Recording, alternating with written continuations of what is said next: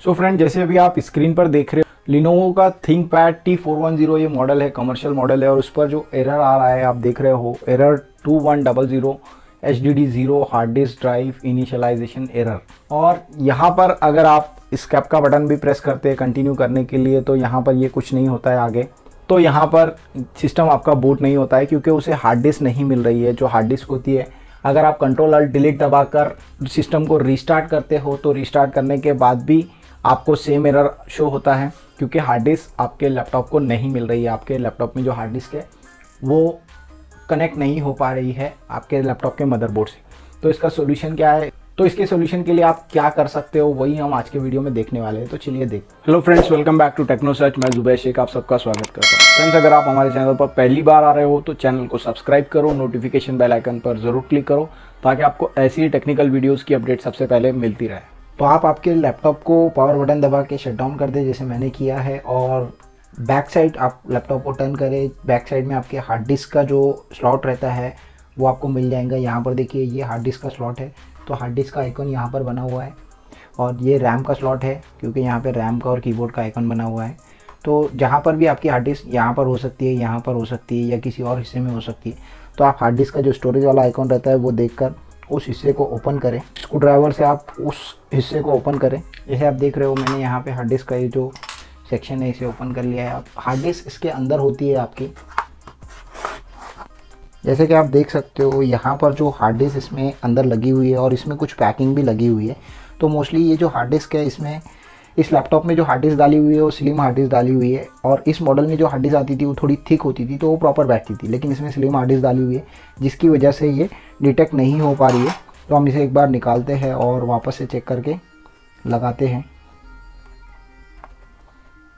तो इस तरीके से हम हार्ड डिस्क को निकाल रहे हैं। बहुत ही ध्यान से आपको निकालना है, हार्ड डिस्क डैमेज नहीं होना चाहिए। तो ये हार्ड डिस्क हमारी यहाँ पर बाहर आ चुकी है और आप देख सकते हो इस पर काफ़ी सारी डस्ट है, काफ़ी यहाँ पे कनेक्टर साइड पे आप देख सकते हो बहुत सारा यहाँ पे धूल मिट्टी जमा हुई है। तो हम इसे क्लीन कर लेते हैं सबसे पहले तो ब्रश से या किसी कपड़े से आप इसे क्लीन कर सकते हो। ब्रश ज़्यादा ईजी है, ब्रश से आपका हार्ड डिस्क डैमेज होने का डर कम रहता है। और ये इसके अंदर ये पैकिंग लगी हुई थी पेपर की, तो ये पैकिंग को हम साइड में रखते हैं। इसे वापस हमें यूज़ करना पड़ेगा क्योंकि ये स्लिम हार्ड डिस्क है, बहुत ही इजीली इसके अंदर चली जा रही है।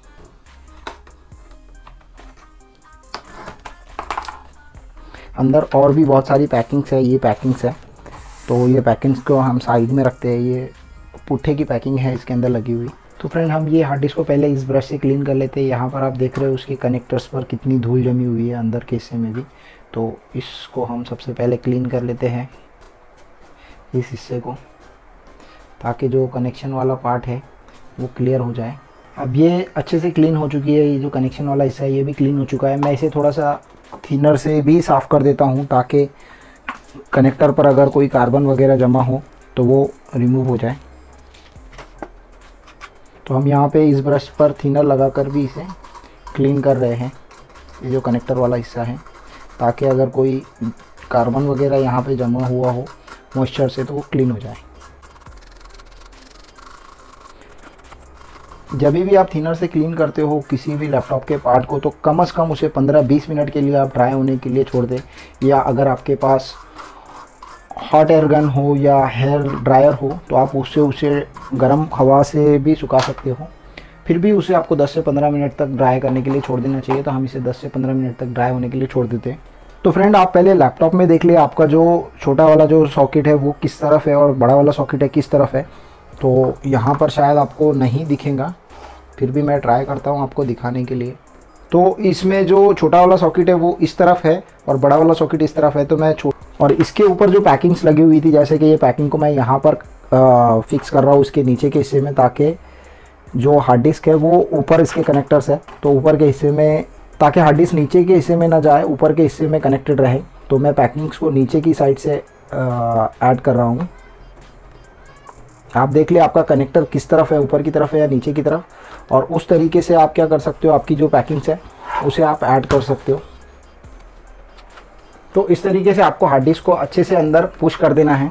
और उसके बाद आपका जो कैप रहेगा जो कि आपकी हार्ड डिस्क को पैक करेगा, तो ये कैप कुछ इस तरीके से बैठता है, इस तरीके से बैठता है। तो यहाँ पर ये जो सेक्शन आप देख रहे हो ये हार्ड डिस्क को पुश करता है अंदर की तरफ।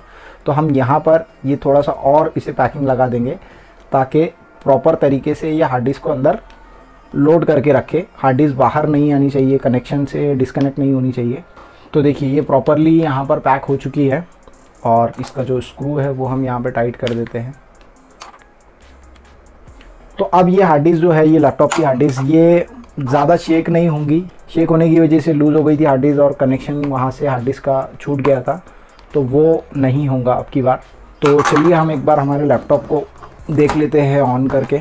चार्जर्स को यहाँ पे कनेक्ट कर देते हैं। बैटरी लो है, चार्जिंग स्टार्ट हो चुकी है।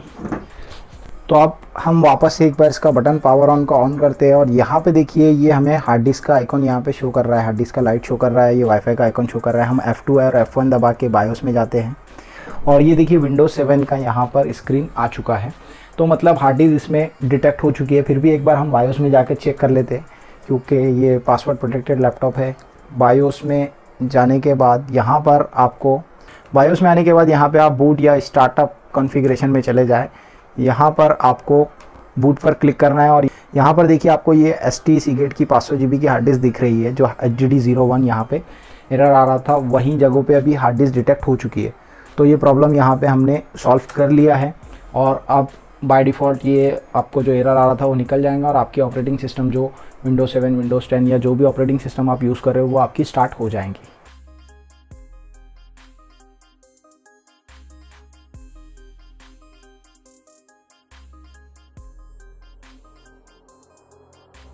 तो आप देख सकते हो यहाँ पर ये लैपटॉप प्रॉपरली स्टार्ट हो चुका है, डेस्कटॉप आ चुका है और सारे यहाँ पे मेन्यू प्रॉपरली काम कर रहे हैं।